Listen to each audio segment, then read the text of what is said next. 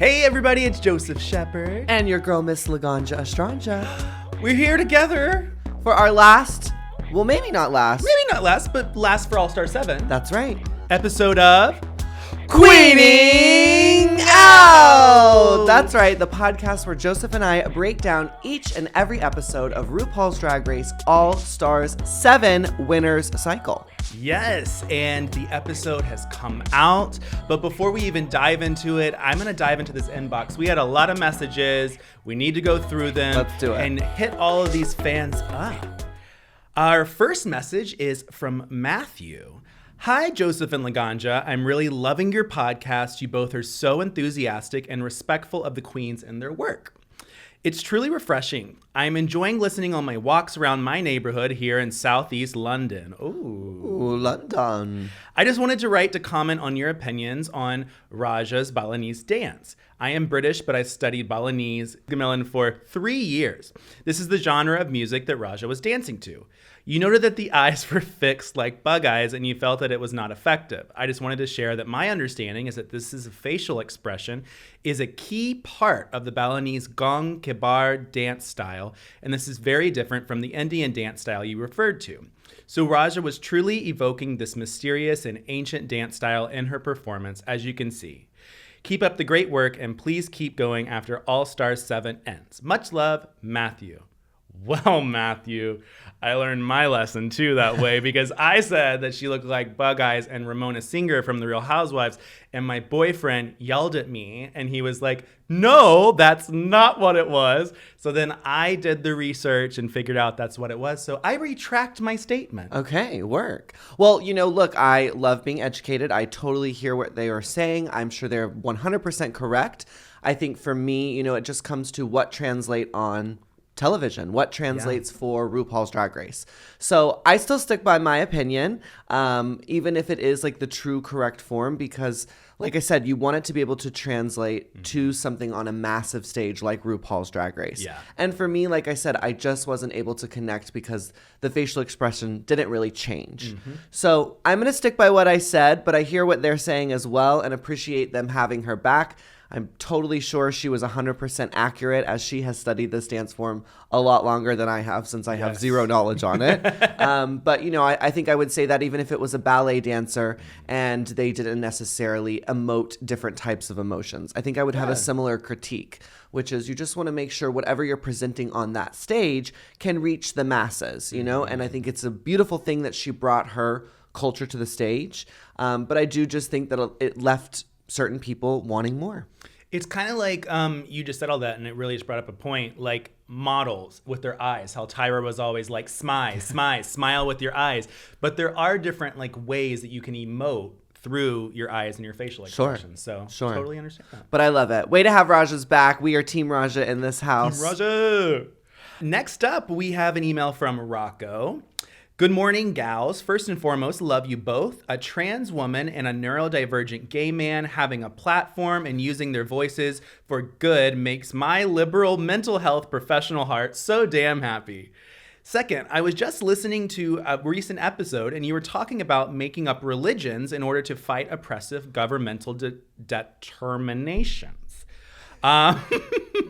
Someone cannot read today. Someone has done that. Oh, okay, yeah. There's a new church called the Church of Prismatic Light. They currently have state recognition in Oklahoma, and they're working toward federal recognition, started by a mom wanting to protect the rights of her trans child. It's queer-focused and all about inclusivity, and it's fabulous. Check it out, and please encourage everyone who can to become a member so they can petition for federal recognition. No fees or anything like that. They just need their names on the roster. A great way for those of us in the Rainbow Mafia to take a stand and fight for what we know is right, genuine freedom. Not just for reproductive rights, but for the rights and freedoms of everyone who isn't a straight, cis, white, rich, able-bodied, neurotypical man. That was a lot, but hopefully it can help do some good. Keep up the good work. Oh, that's amazing. That's incredible to hear that. Of course, my first reaction as you were reading this was like, well, I'm just not for codified religion. I believe we should be able to, have whatever it is. And why do we have to codify it? Why do we have to make it such a thing? Why can't we just be in our own different sectors of religion and spirituality? But I hear what they're saying, too, about putting your name on the list, helping them become legal. I think that's amazing that they've created something that is a safe space. I think we definitely need more of those. So I'm for it. I'm behind it. Same. I'd put my name on a list if it helps them protect their children and protect the rights of my family. Yeah. And I think like looking at it too, it's just incredible that religion does have such a strong hold here in America. But it's like, if you want to give those freedoms to all the religious entities, it needs to be fair across the board. So if we need to make up something just like said there and to be able to get the freedom, why not? I mean, I was always taught if you can't beat them, join them. Yeah. Our next email is from Sus. Hello, Laganja Not and Joseph. sus. That's Sus. That's what I said. I really love you together on the podcast. Look forward to it every week. I really appreciate your chemistry and really love the way you respectfully disagree with each other. I like you just don't sugarcoat the struggles and you have to go through to be and stay who you are. I connect with you both in different ways. Joe, you shared on the pod that you struggled to go out after quarantine and not feeling well and depressed. I am not on the spectrum, but I'm hypersensitive and introverted. I always feel uncomfortable in social things. I became way too uncomfortable and isolated last May. I went to the Work the World tour in Amsterdam. I saw Laganja and your sisters, and you were amazing. I loved it, and it was a lot, but totally worth it. Thank you. I have 2 siblings, I'm in the middle, and always been the weird or different one. I'm okay with that. I love to be the crazy auntie and uncle to their children. I can't imagine how boring being sane would be. I accept it now, but it was harder growing up and struggling. I've been in clinics and hospitals for a long time, treated for persistent eating disorder and depression. Now I am fine. I look passable as a normal human being. In the eyes of my siblings, I still am the crazy and sick one. Last year, our dad died suddenly in the middle of lockdown. We did not have a real funeral because of that.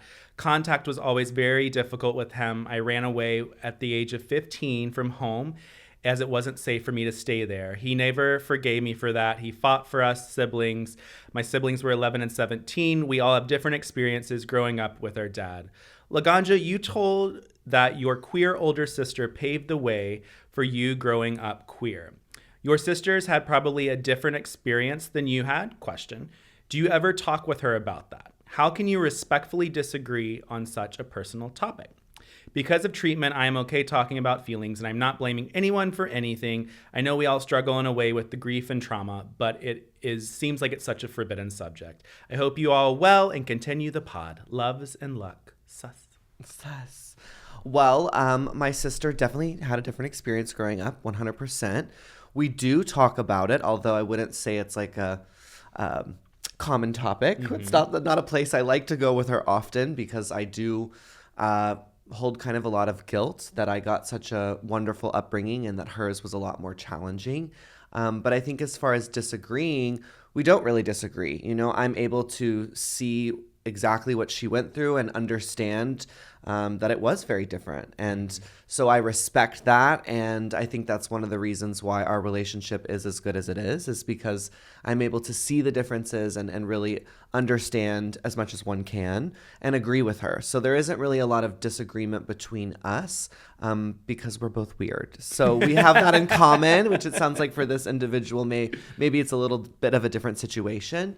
But I think, you know, the best advice I can give siblings that have different experiences is to really try to understand one another. You know, I think that actually goes with anyone in life, but I think especially with our blood family, you know, it's important to me at least, to keep those relationships alive and healthy as they can be. And so that's why I try to listen more than have a reaction when she is explaining how she feels. Yeah. I can relate to you on the aspect of literally like listening, and things are not always going to be great. When I came out, my brother was fully against it. He's 5 years younger than I am, but he was in high school. My parents were getting a divorce, and he had like a Tumblr. And I don't know how, but I found his Tumblr, and he had a whole post on me. Wow. Basically being like, this is wrong, like, da-da-da-da, he's going to go to hell, dibbly-dibbly squat.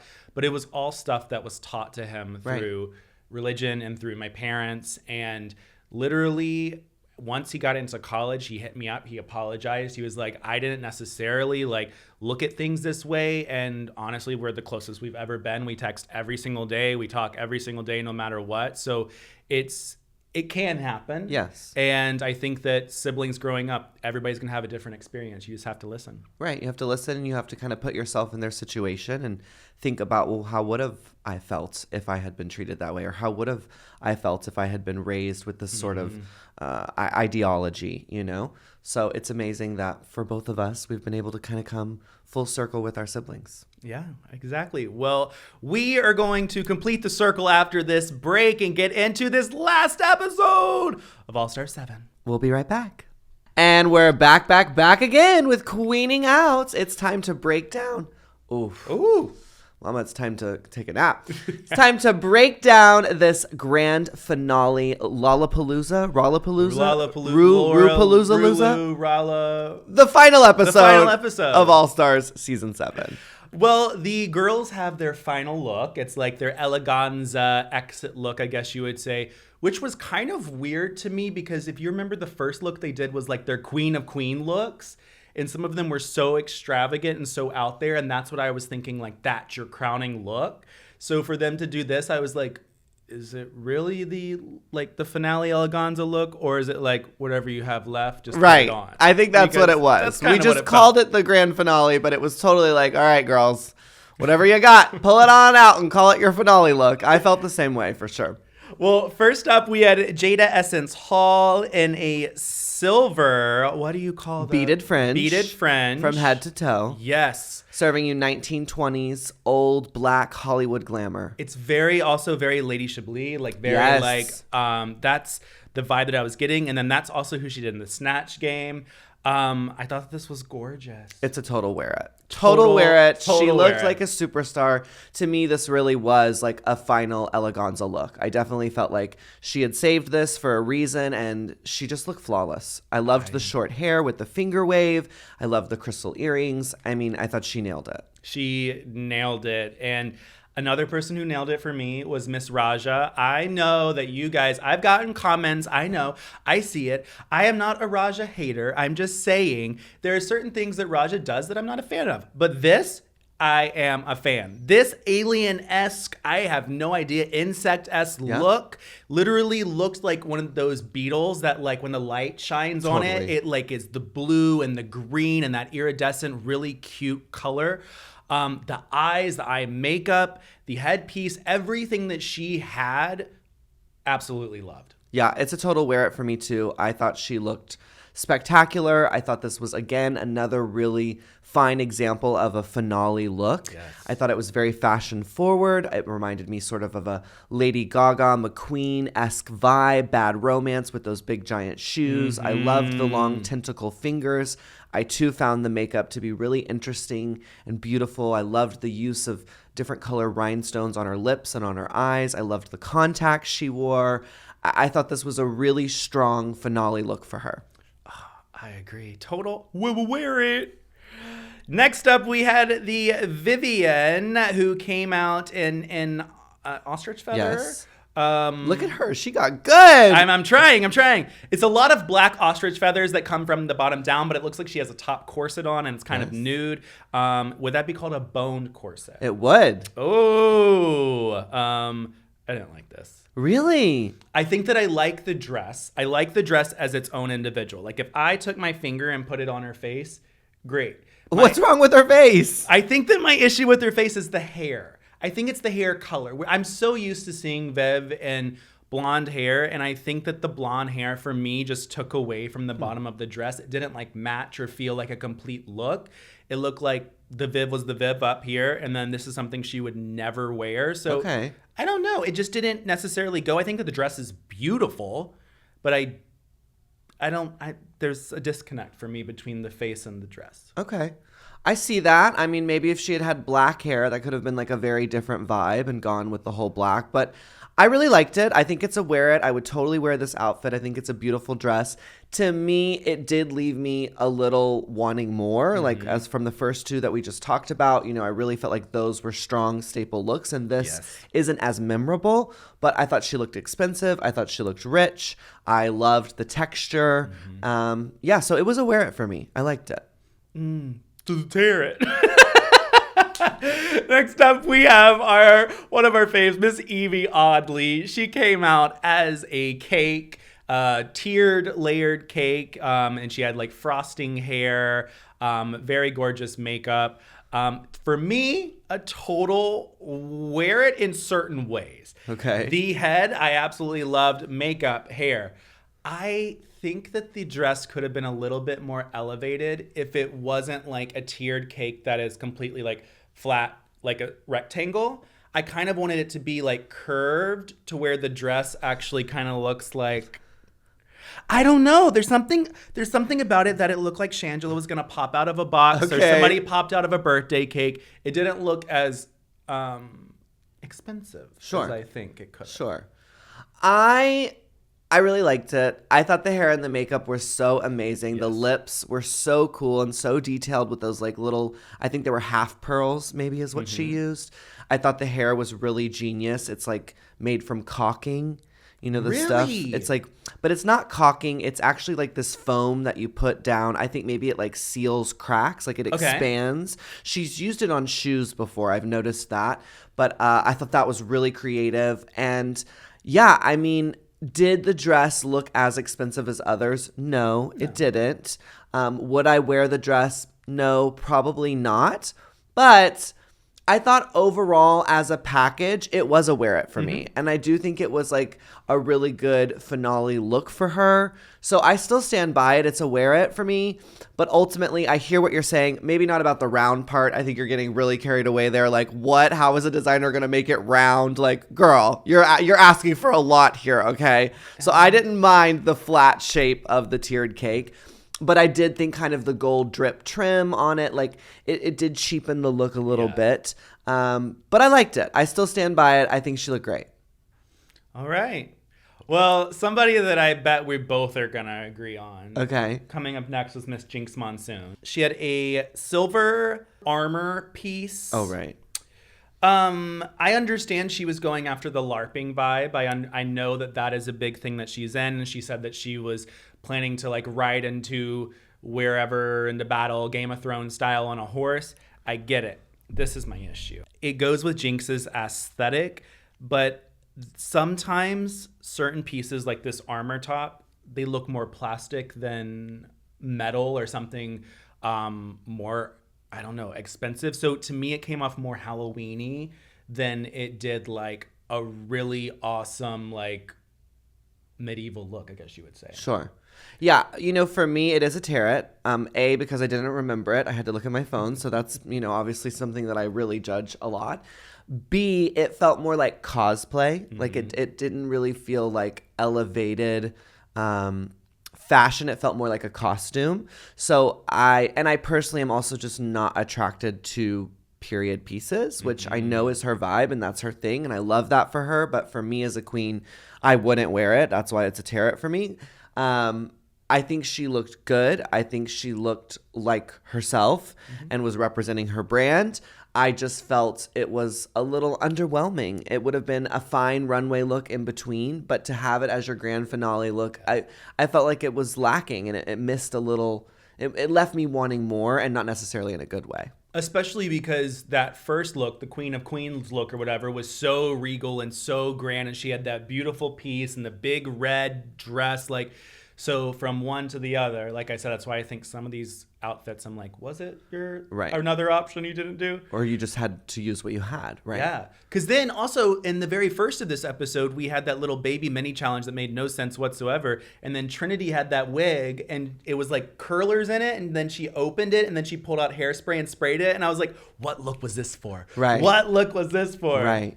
And then Shay, when she went to dance, wore the gold rings around her neck again. I noticed that too. Speaking of Shay, she comes out in... This is a strapless gown. It's got a lot of peplums. It is maybe a silk Dupani detailed dress is how I would describe it. I do think it's beautiful. I am not totally in love with this particular picture because we can see she's like flat chested, and that silhouette for me on Drag Race is a little leaving you wanting more, as I wear no bra right now myself and I'm flat chested. So yeah, this one I would wear it. I actually would wear the dress. I do think it's beautiful, but I think for your grand finale category, it was a tear. It definitely... It left me, wanting way more. I didn't feel like it was as elevated as it could have been. Yeah. And it's also not as memorable to me. I agree. I couldn't remember it until I pulled up the picture. Same thing like what you said with Jinx. I think that it is a beautiful dress, but like you said, the final eleganza, it wasn't quite there for me. It would be beautiful on a red carpet for an event, you know? Yes. But to be your last and final drag look, it's like, okay, it was pretty. It was safe. Yeah. Well, next up we had Trinity the Tuck in a... Go at it. Nude illusion. Nude illusion. Yes. It is a nude illusion with a strapped bodysuit? Is it like strapped bodysuit. And then I don't know what this pink... It's like a shoulderless pink cape. That's how I would describe it. Very Trinity, very on brand for Trinity.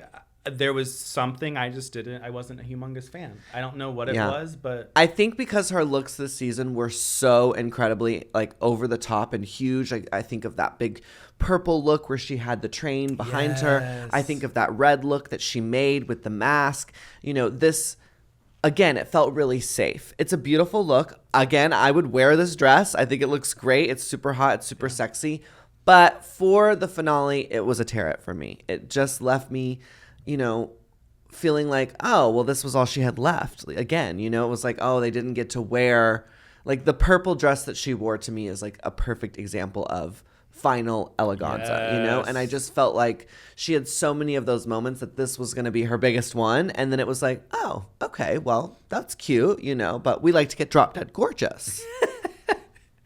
And last but not least, we had Miss Monet Exchange in her nude illusion bodysuit, completely bald head, and then behind, is that like it's not really like a cape, but it's like what do you call that? Is it a cape? Or is it's like a structured...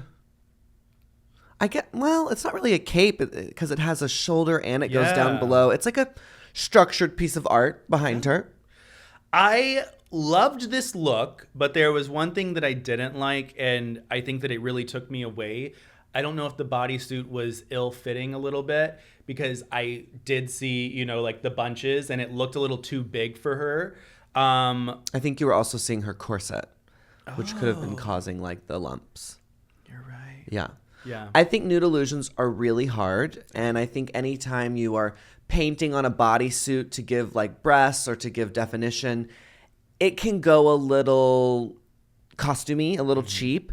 You know, this is one of those looks where it's like when I saw it on Instagram, I was like, oh, I love it, you know, but then when I saw it live in action and you could kind of see the material and you could see how it was constructed, I was a little underwhelmed, but it's still a wear it for me. It's really cool. It's really different. I loved all the piercings. I loved that nose piercing she had. Again, another cultural reference, but taking it into the future, which I think is really cool. And, you know, overall, a lot of her looks have left me wanting more, and this gave me what I wanted. So I give her props, and it's a wear it for me. I will say it's a wear it for me too. I think the only thing, like I said, was the bodysuit part. I don't know if, like you said, like the sculpting of like the boobs and stuff, if it would have been a little bit more concise. But like you said, like those lights hit in so many different ways on the stage. You're not going to know until you get out on the stage or how you're actually watching it back, how it looks. That's why I feel so bad for these girls that are on Canada right now, because they walk down this runway and that lighting is the worst thing in the world. And I'm like, oh, baby, we just need some filters on their makeup. I feel so bad. So it all can deal with the lighting, and how everything goes. But those were our looks. You want to take a break and then get into this lip sync la la la la la palooza? Absolutely. Let's do it. And we are back with another episode of Queening Out. We are breaking down RuPaul's Drag Race All Stars 7 All Winners Cycle Grand Finale. Grand finale. And this is a very controversial topic. It's very controversial recently with all these girls after going through this experience together. So it's going to be very interesting to talk about these lip syncs and then really dive into the formula afterwards, because I think a lot of people were displeased with using the lip sync smackdown for the crown in this way. And then a lot of people feel like the results were not what they wanted. So Right. I have a lot of interesting opinions, so I'm excited. So first up, we had Calix, and he comes out and he has a wheel, and he's the pit crew member, and he ends up spinning the wheel. The first set of girls is the lip sync for She Done Already Done Had Hers Is, so those that are not in the top 4, and we get the Vivian and Evie Oddly to Push It by Salt and Peppa.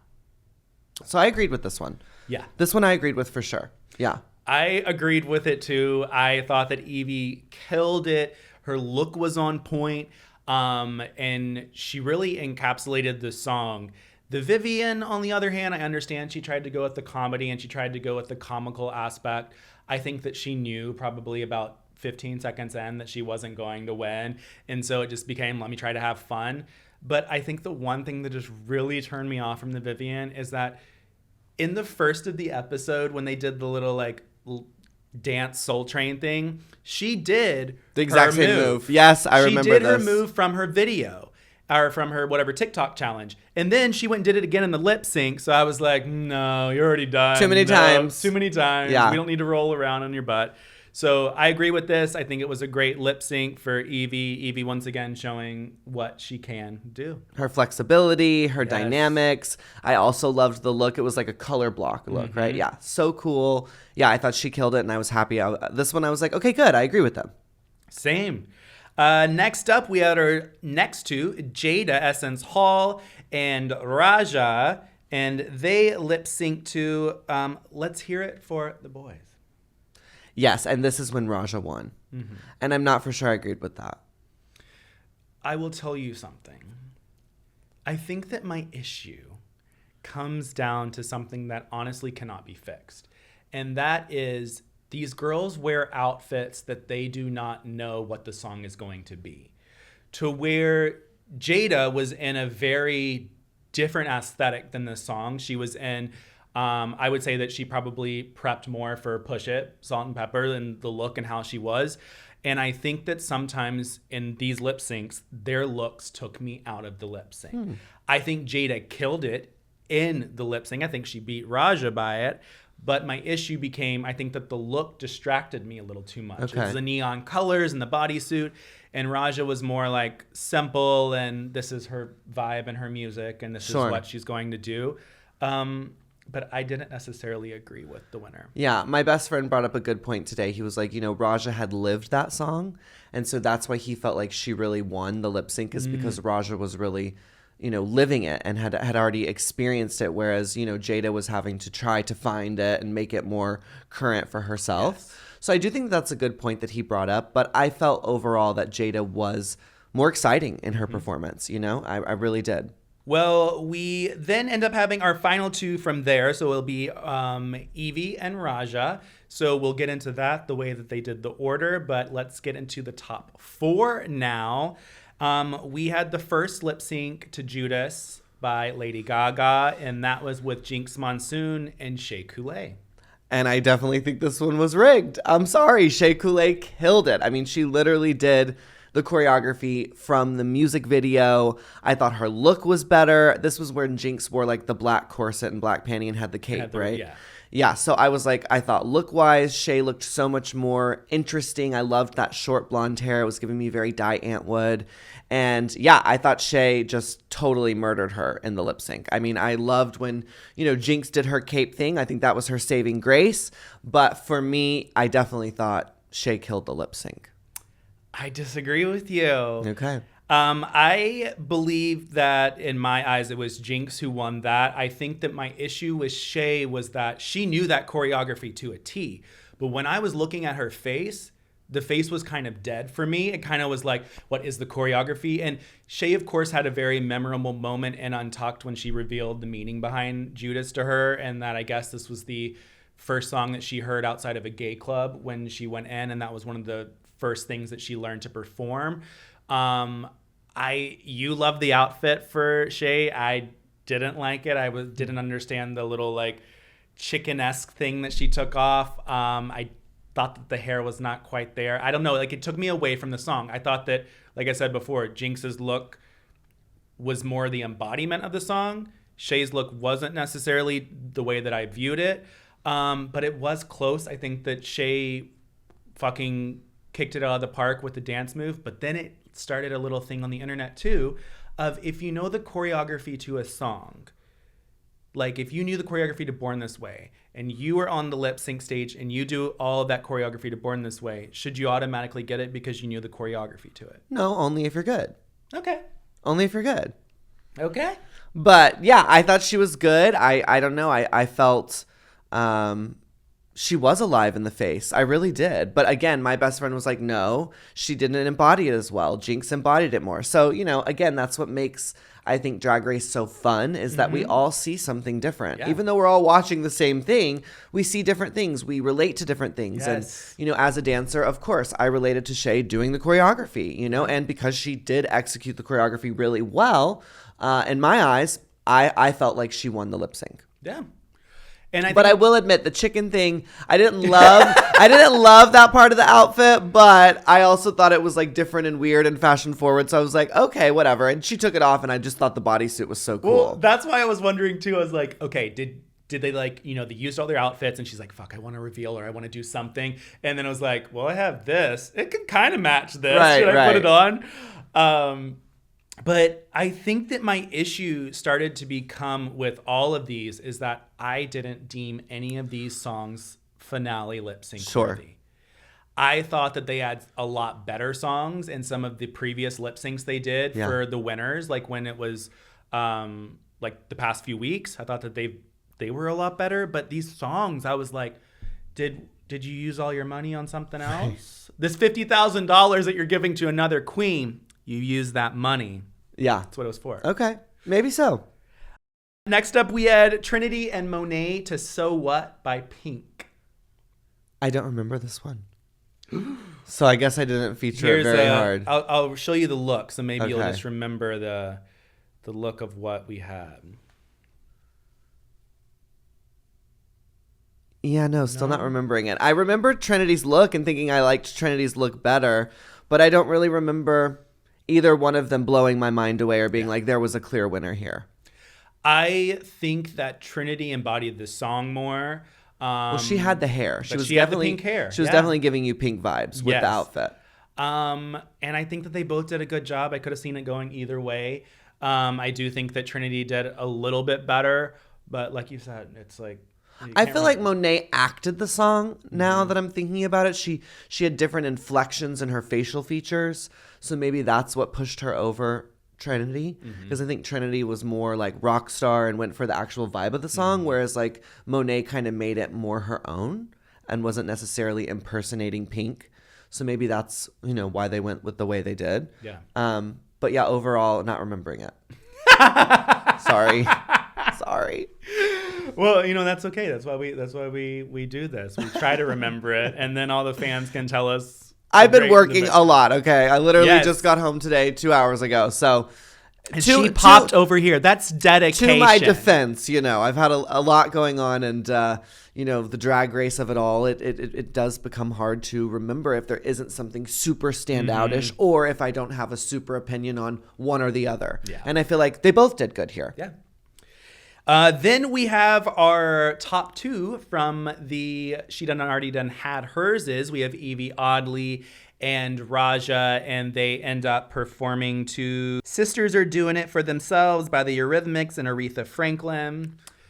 Once again, this song was not doing it for me. I think it could potentially be a good lip sync song.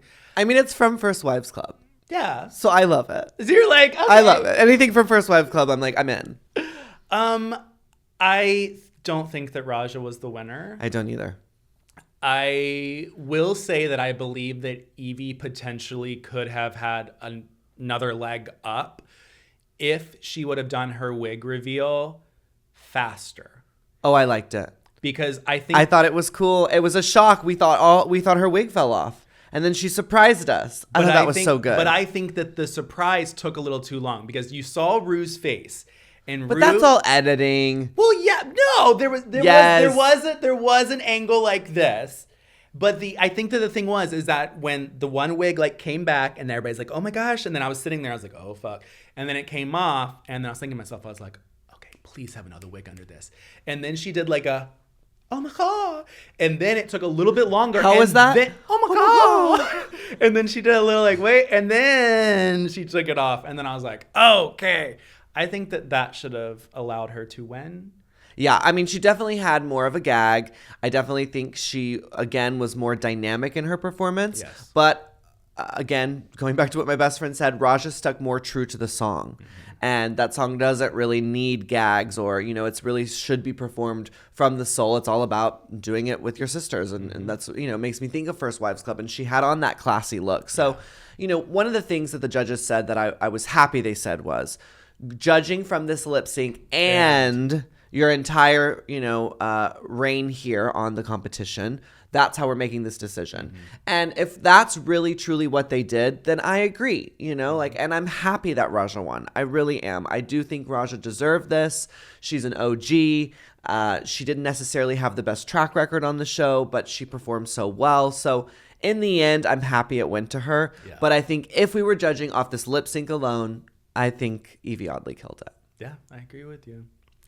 Then we had our final two to the worst lip sync song in the history of RuPaul's You are not feeling Race. These songs. What is Swish Swish for the finale lip sync song? I love Katy Perry.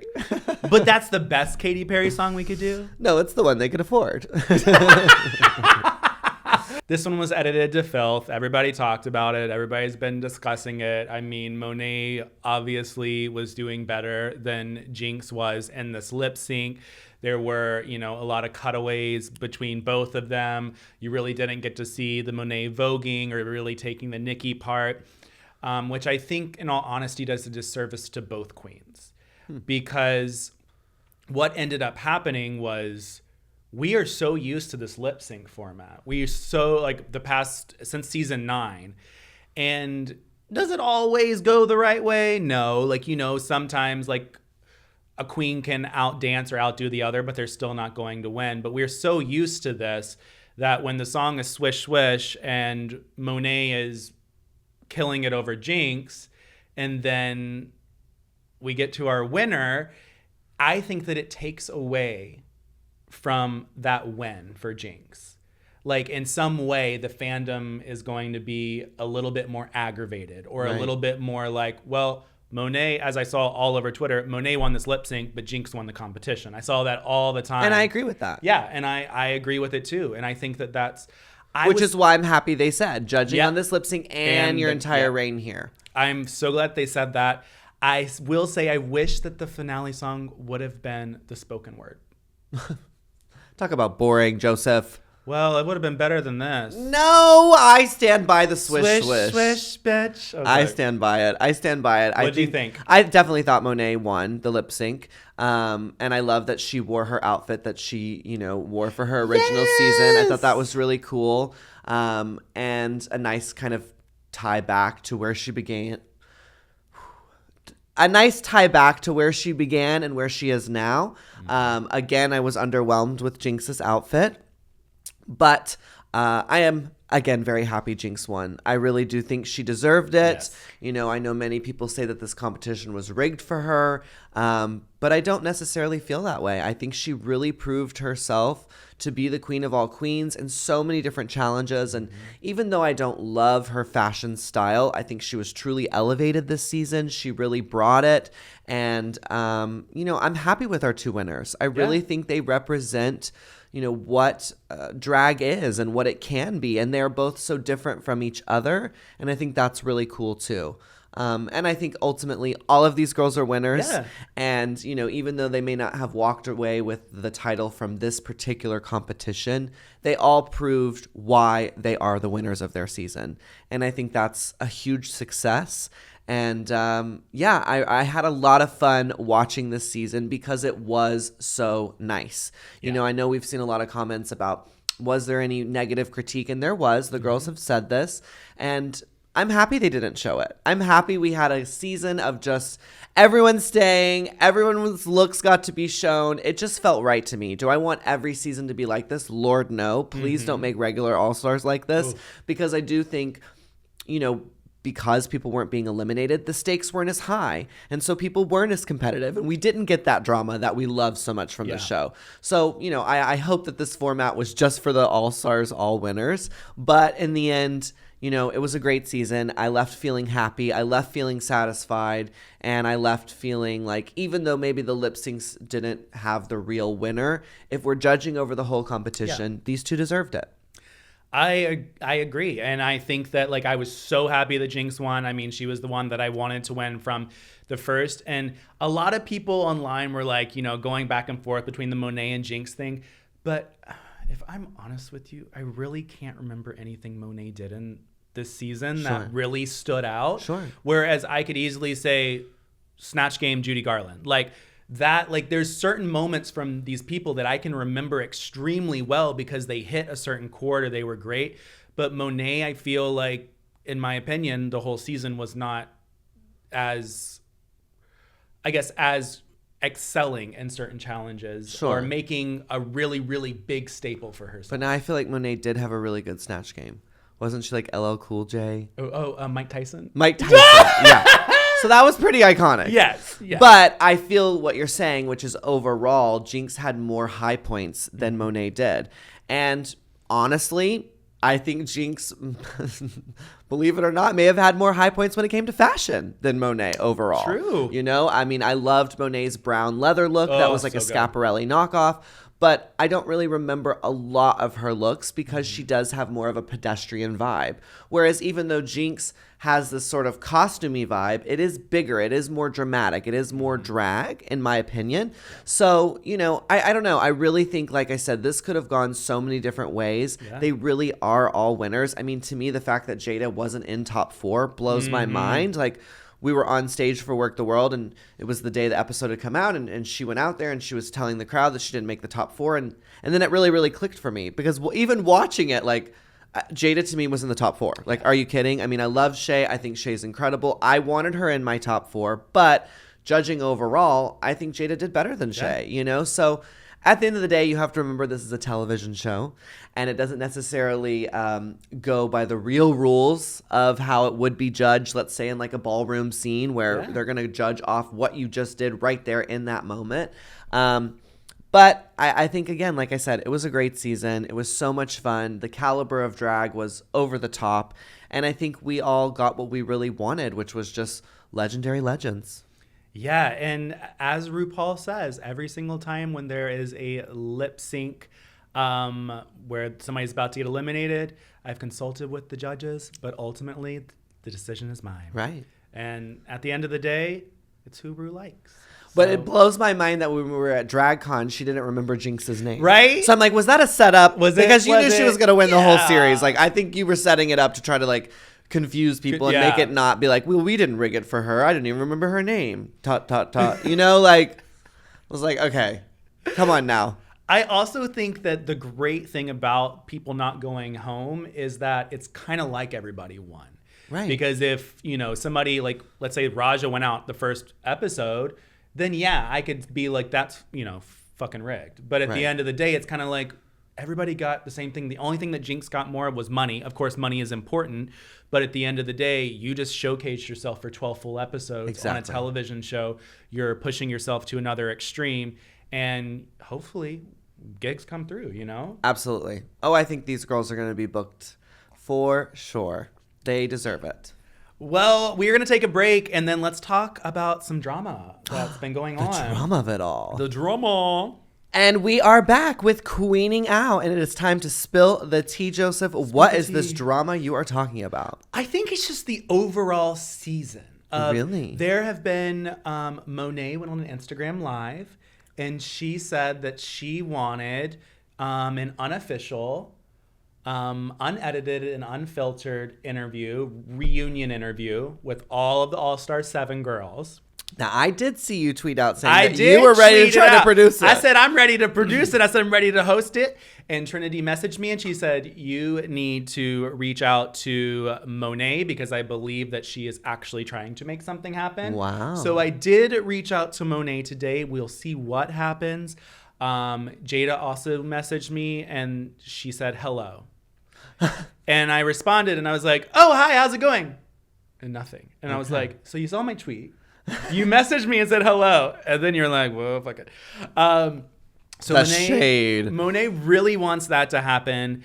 Evie oddly. Now this I saw, and she said they lobotomized her and reduced her to a big dick person who has suffered from a chronic illness and just laughs at it all. And I was like, nail, head, hit. I mean, I totally hear what she's saying there. I do. I totally get it too, because she was basically saying in this Instagram post that she feels like during this whole All-Star 7 time, she was really getting to know herself and she was kind of coming to the terms that her ED disorder that she ends up having, not erectile disorder, but the Ehlers-Danlos syndrome that she has been affecting her life. And she really was seeing, you know, it taking over her career. And she basically believes that she was so raw, so unfiltered, fully Evie. And like you said, just making it into a joke and about dick jokes and stuff. And they took out the seriousness of Evie. Sure. Yeah, I mean, that's one of the main reasons I don't go back is because I know what happens there. And you are reduced. You have to be. Because you film for 14 hours a day and they got to make a 40-minute episode. Yeah. So reduction is just part of the process. I mean, I think about when Milk went back and they kind of reduced her to being sort of this egotistical, self-absorbed person. Have you seen Milk's porno video? No. There's a porno video? Yeah. Okay. I would watch it. Just saying, he's hot. But, you know, so it's like I understand what these girls say. And that's why I choose not to go back, you know, because I don't want to be reduced. I know I'm a multifaceted creature feature, and I want people to see all sides of me. And I know that on that television show, it's just impossible to. The editors have a job to do, and they have to make you memorable. And you know, so they're going to pick your best and worst moments. And I definitely think that's what happened with Evie. And, you know, those were strong words that she threw out there, which I was very kind of impressed by, because it takes a lot of guts to really say how you feel.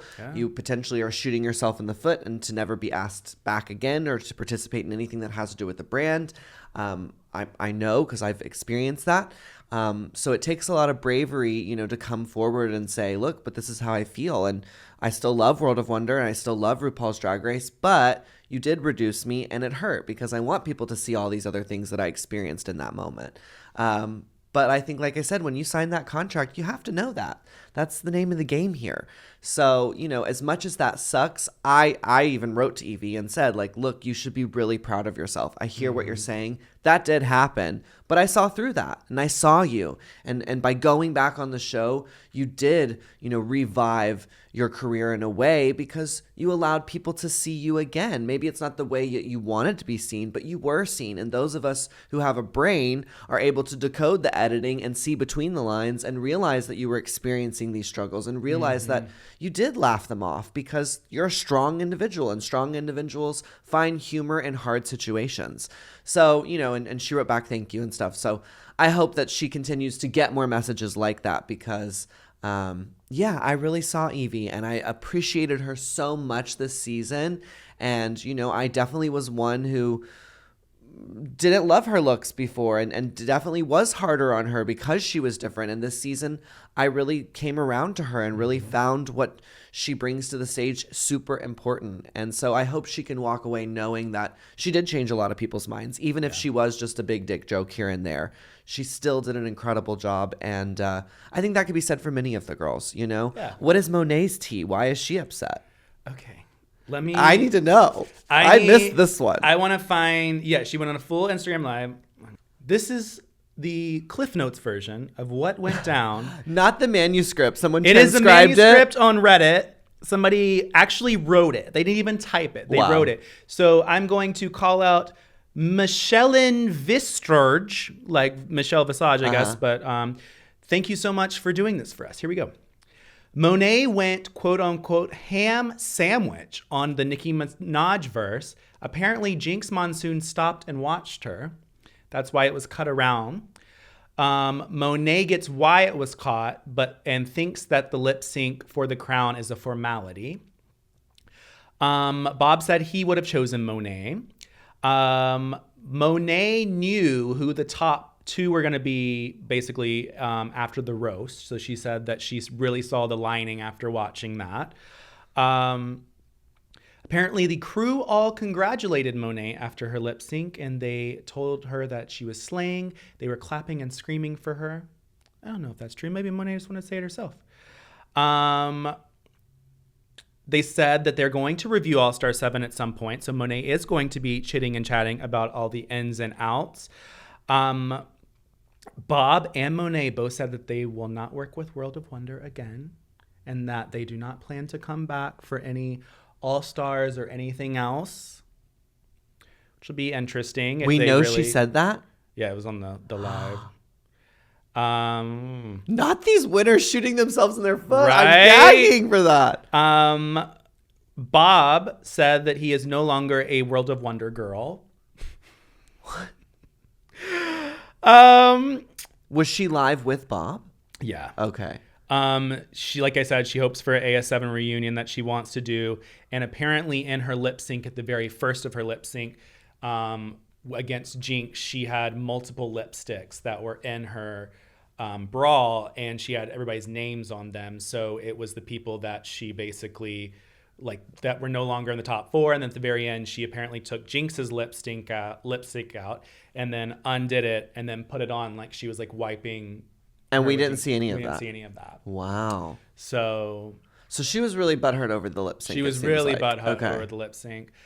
Which I get. I get too. too. But again, they judged Whole off the whole season, right?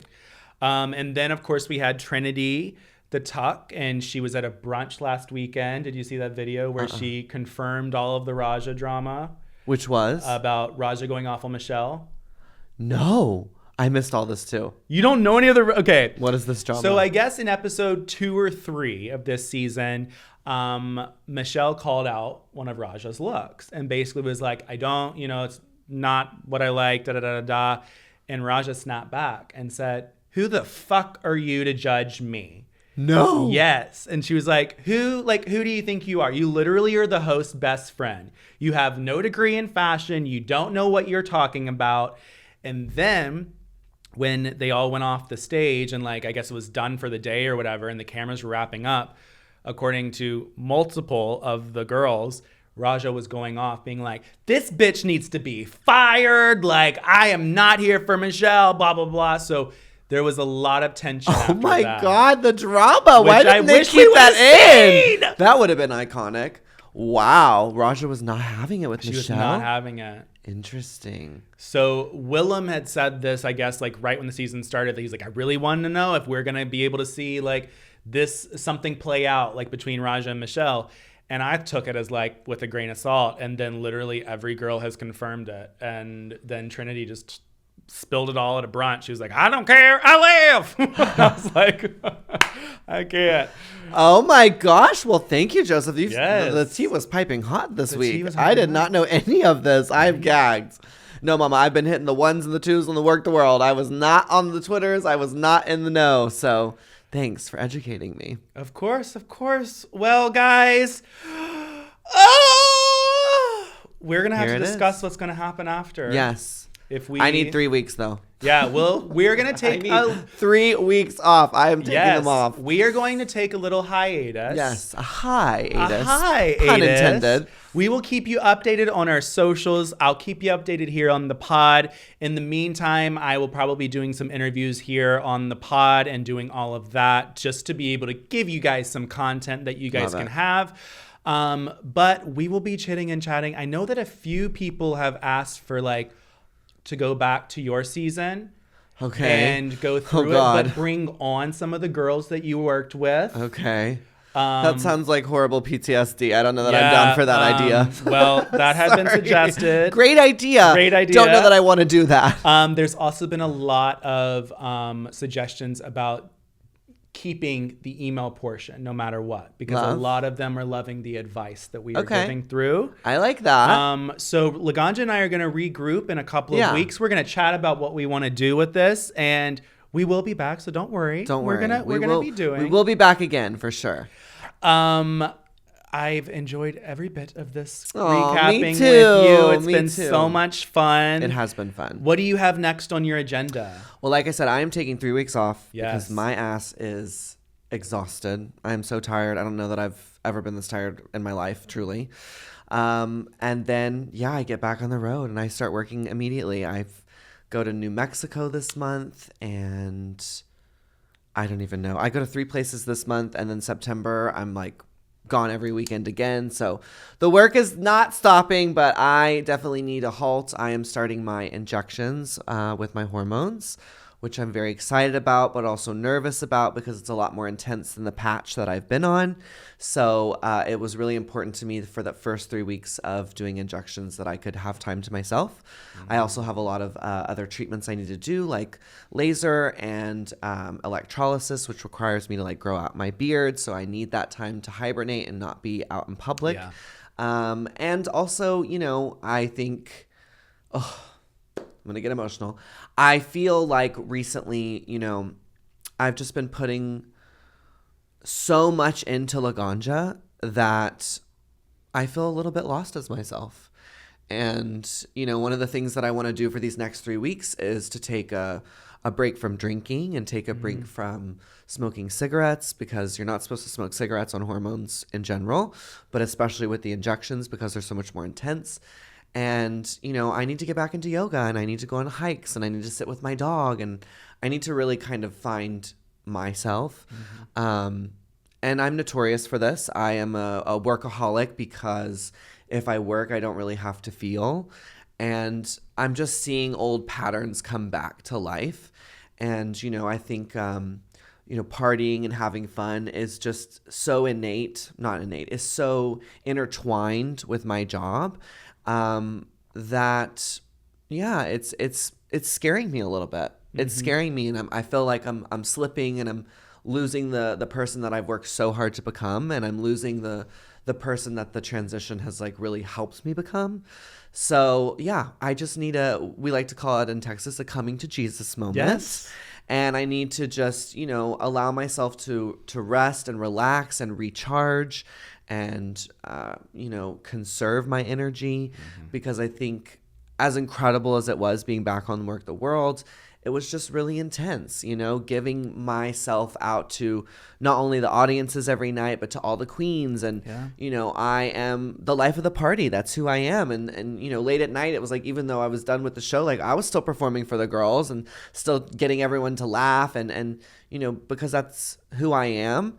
But I also know like, I can tell like I need a break. I need a second to recharge. I need a second to just really reel it in and look inward. And, I think these hormones are going to be really intense. I do. I mean, that's why I've waited as long as I have to go this route, because I wanted to be for sure. I've gained, 20 pounds since starting the patch, and this is going to like amplify that a lot. But I'm ready. I'm ready, and I think I've put in a lot of work, and I deserve to take 3 weeks. It's like I deserve to allow myself to experience a down moment of not working. I saw Willow Pill had put something up. I forget which podcast she was on, maybe Nicole Byers, talking about like, that we have this idea that if you're not working, you're worthless and you don't mean anything. And I really feel that, and I know Willow is kind of notorious for not taking work and being like, I'm happy with where I'm at and I'm good and I'll work when I want to. And I really respect that. I really wish that I had enough belief in myself that I didn't feel the need to constantly be reminding people and proving people and jumping off stairs into splits. And, I think hopefully starting these injections is really going to help remind myself like that is what I want and that is where I'm trying to go with my life. And I have created an incredible brand and I am a staple and I heard, in all of these different venues, because I was the surprise on Work the World. No one really knew I was going to be on it. I heard the audience lose their mind. And it made me remember, like, you are a legendary legend in your own right. And, you don't have to keep proving yourself to people if you don't want to. And so, yeah, I'm really looking forward to taking some time for Jay. That's going to be amazing. Yeah. To be able to breathe. Because I think, like I told you, that I feel like I'm been coming out of like a depression tunnel, and looking back on it, it kind of was like I was losing a sense of myself and who I am as an individual. And I was putting all this like time, effort, and energy into my work and into everything. But what was happening is I wasn't concentrating on me as an individual. Right. I wasn't trying to help myself grow or be able to figure these things out. And yeah, it is freaking cool when you can do something really great with your job and do things. But then, like you said, like if you have to keep it on for, the other queens and whatever, like when is your actual relaxing time? Right. When is the time that you can just be like, okay, I need to check in with myself. Yeah. And that becomes extremely hard, especially in our industry. It's like not a... Yeah. And I'm not good at relaxing. I'll be honest. It's not a strong suit of mine. I don't really ever relax. But I know that, like I said, I've got to force myself to. And even if that is doing something like a yoga where it's an activity and it's not necessarily relaxing to be in 110 degree heat and like a low lunge. But for me, it is. And I know for me, it helps me get centered. And, I've talked a lot about my drinking problems in life, and I think a little bit on the podcast, and yoga was one of the main ways that I got sober for so many years. And so it's sort of like a returning home. Like I always feel like when I return to my mat, I check back in, and it really forces me to, look at what I want and my trajectory. And, I'm looking at my calendar for the rest of the year, and she's booked, honey. So I'm like, I can't keep going at the rate I'm going. I've got to go into this with a better game plan on how to preserve me and my body. And, I keep seeing from people, they say like, look, you don't have to do the splits. And it's just hard because it's like when I went to Puerto Rico and jumped off the 2-floor balcony, it went viral. I got written up. And so it's like, it's hard because I hear what they're saying. I feel what they're saying, but I also know it's what people want. It's like, I always say, it's like if Mickey Mouse showed up without his ears. So it's hard to find that balance. And I think, that is what my transition has really helped me do.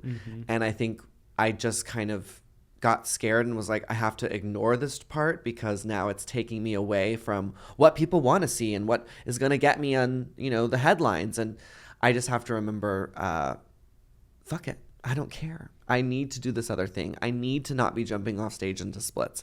It's hurting me.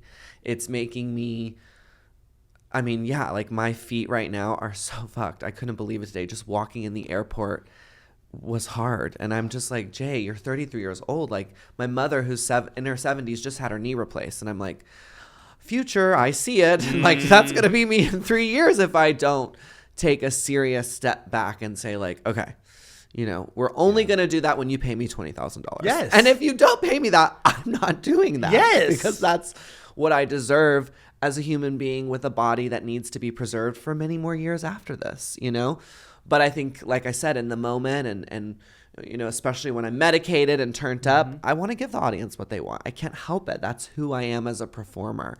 So yeah, balance I think is something that I'm really looking forward to finding these next 3 weeks. And of course, then getting back out on the road and hopefully taking what I've learned in this little pause with me, Hey, yeah, exciting. Me too. I'm excited too. I can't wait to just cuddle up with my dog. There's so many friends in LA that I haven't been able to see in months and months. So I just need some, some good TLC. TLC. Yes. Well, guys, on the agenda, I may have to cut this out, but we don't know. Okay. I figure out tomorrow. But basically, my lovely show, which I had been pitching and doing, it did get picked up by Forever Dog for 8 episodes. Amazing. And I learned tomorrow. I had a meeting last week with Creative Juice, which is they work with Mr. Beast, who's on YouTube, and they have a fund for creators to basically it's like a grant Okay. to put into your ideas or whatever. So I did a whole presentation for them last week. They told me that it was the best presentation, best thing that they had, like literally within a month. And I'm supposed to get my offer tomorrow to be able to really put in money behind this.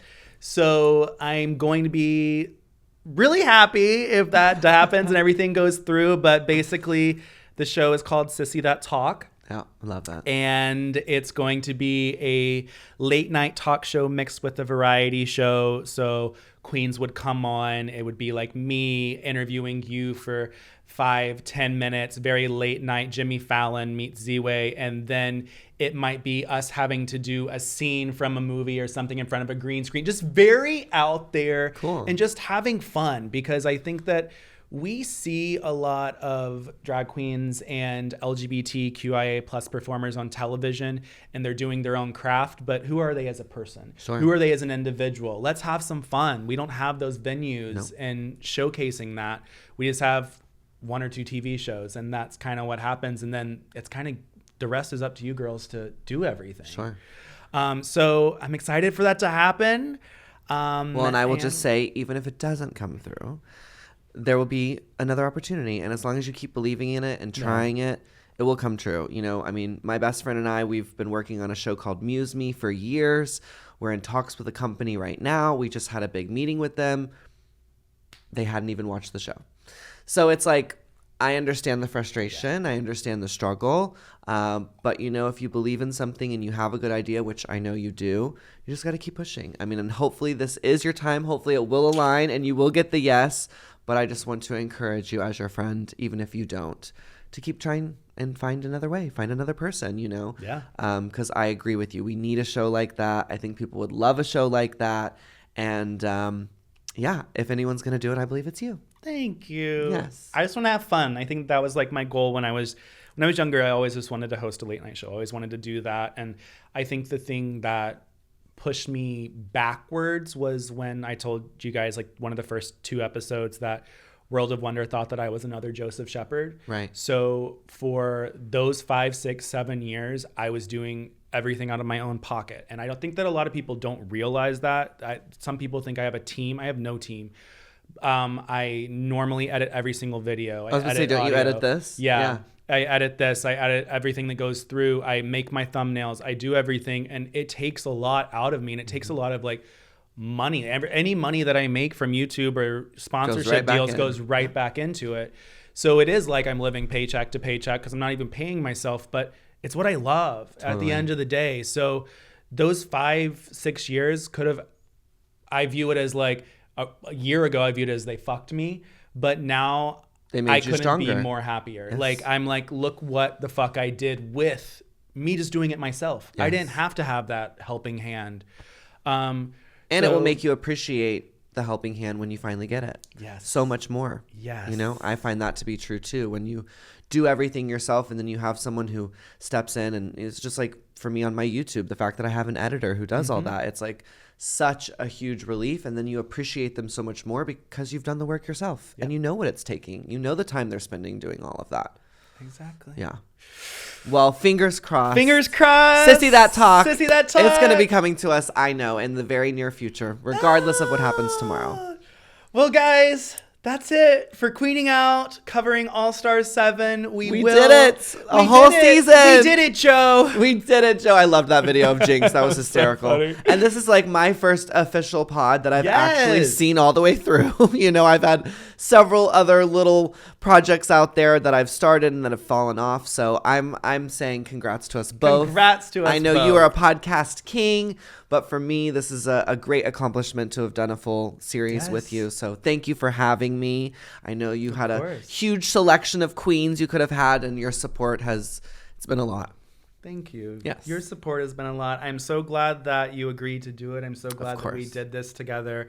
You truly are a shining light, and it's been...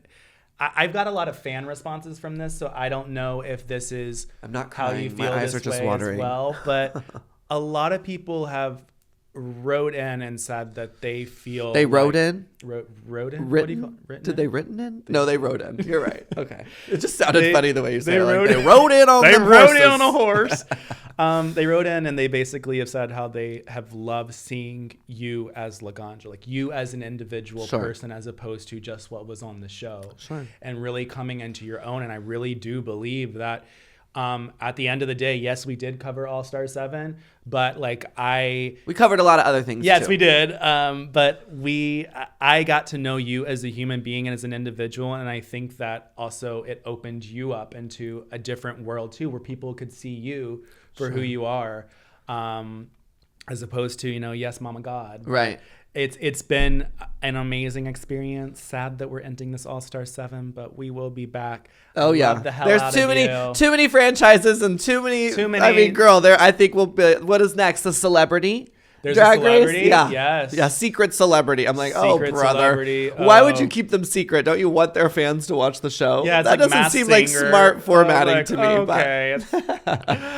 Well, you can follow us on the socials. That's right. At Joseph A. Shepherd. And I'm at Laganja Estranja.